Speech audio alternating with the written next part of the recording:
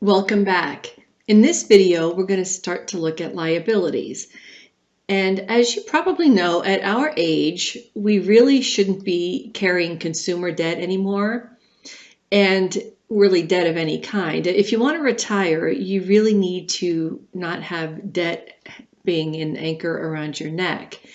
So you really need to keep your, consumer spending under control. You probably still have a mortgage, but hopefully it's not too big. And, a car loan, but let's try to pay those off as soon as we can. And please do not think that it's time to reward yourself with a really fancy car, because that is going to hurt you. It's going to hold you back. I mean, if you think about, well, if I buy a BMW instead of a Ford, I'm going to have to work 2 to 3 more years. That might put a different spin on it. But some people have this notion that they need to reward themselves with a nice car. But, as I mentioned in another video, I look at my next door neighbors with the big Ford F-150 and the big BMW SUV in the driveway, and I think, wow, that's just a lot of car payments. And then your car insurance is high. And then every time, if you have a BMW, every time you get the oil changed, it costs more, right? So I really want you to be mindful of your spending, because the more financially nimble you are, the better off you will be. And another topic that I'm going to have a whole series of videos around is student debt, college. Please do not take out debt on behalf of your children. If your children are going to college and you haven't saved enough, there's not enough money for them to go away debt-free, please don't take out a Parent Plus loan. Don't co-sign loans for them. Don't raid your 401k for tuition, and don't take out a HELOC or borrow against your home equity. It's not a good idea at our age to be taking out debt. There are other ways your kids can get through college without debt. For instance, the most common is to live at home and go to a junior college or community college for 2 years and then transfer in.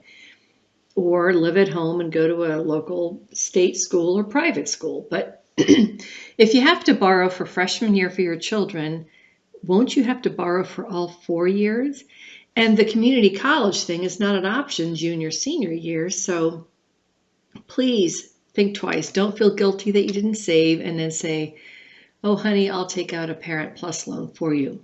And a Parent Plus loan, so you know, is a federal loan that you can take out on behalf of your children. But this friend of mine, she got remarried a couple of years ago, and she has 3 kids, and the man she married has 2.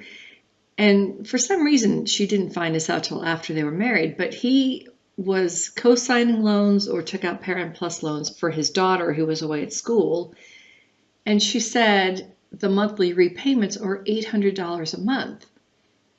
And her husband's a teacher. I mean, they simply don't make a lot of money. And I was thinking, oh my goodness. I mean, his daughter, I think, was a sophomore in college at that time. So does that mean he's borrowing for, the next 3 years? And then now she's in grad school. And of course, I don't pry. When people tell me stuff, they tell me stuff. But I just think, wow, I mean, that's a lot of money. There are other options. And that's a big thing that I see parents do at this age. They feel guilty because all their kids' friends are going away to school, so their kid wants to go away to school also. Please don't do it. It's going to hold you back. And this is why you hear about people retiring with student debt or carrying debt into their retirement, because they were borrowing for their kids. So liabilities bad, assets good. If you have too much debt, let me know. There are ways you can try to tackle your debt and pay it down faster. I'm sure you've heard of debt snowballs and debt, what's the new term?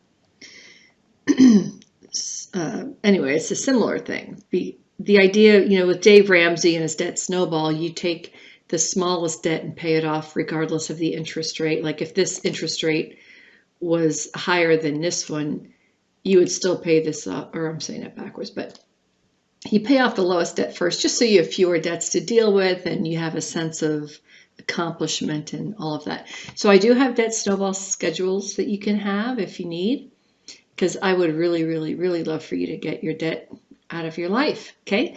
And I will see you in the next video. We'll talk about some other money management techniques. See you there.